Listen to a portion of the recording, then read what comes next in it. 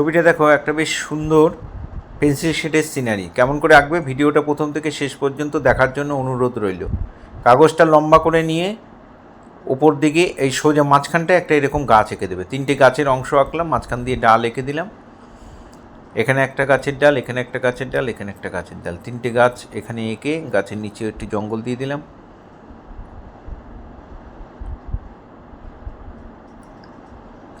এখানে একটা চালা ঘর এঁকে দিলাম,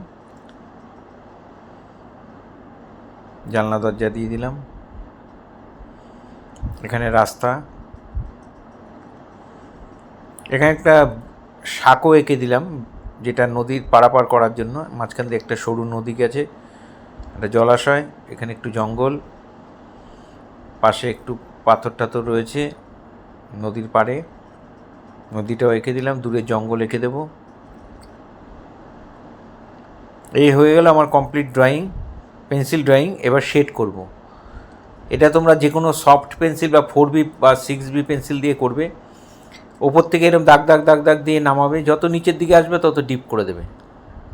দেখো, খুব সহজ পদ্ধতি, মানে খুব মন দিয়ে করলে তোমরা অনায়াসে করে ফেলতে পারবে।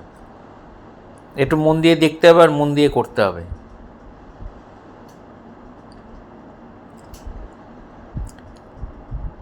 পাহাড়টার নিচের দিকে ডিপ দিয়ে ওপর দিকে হালকা করে দিলাম। এবার আমি 10B দিয়ে যেখানে যেখানে একটু ডিপ দরকার সেখানে ডিপ দিয়ে দিচ্ছি। 8B বা 10B পেন্সিল দিয়ে করে দেবে। নিচের দিকে একটু ডিপ দিয়ে দিলাম স্টেপ বাই স্টেপ গাছের পাতাগুলোকে। গাছের ডাল করে দিচ্ছি।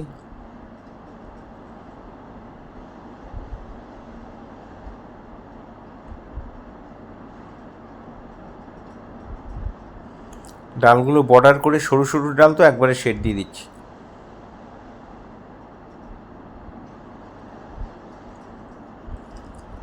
বাড়িটার মধ্যে শেড দিয়ে দিচ্ছি। চালের মধ্যে টালিগুলো ভাগ করে দিয়ে দেয়ালটা ডিপলাইট করে দিলাম।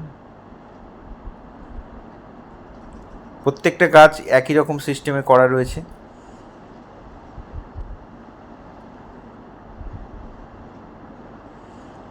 পাথরগুলোর মধ্যেও শেড দিয়ে দিলাম।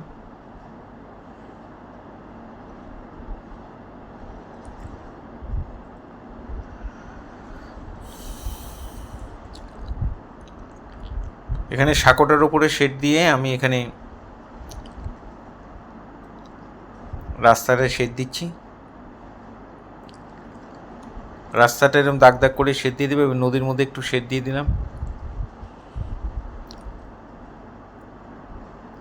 এই ধরনের শিক্ষামূলক ভিডিও প্রতিনিয়ত পাওয়ার জন্য অবশ্যই আমার একমাত্র YouTube channel Suryadip art gallery আপনারা অবশ্যই সাবস্ক্রাইব করবেন। ভালো লাগলে একটা করে কমেন্ট করবেন। ফেসবুকে যারা ফার্স্ট টাইম আমার ভিডিও দেখছেন তাদের কাছে অনুরোধ যে অবশ্যই আমাকে ফলো করবেন। ভালো লাগলে একটা করে লাইক কমেন্ট করবেন।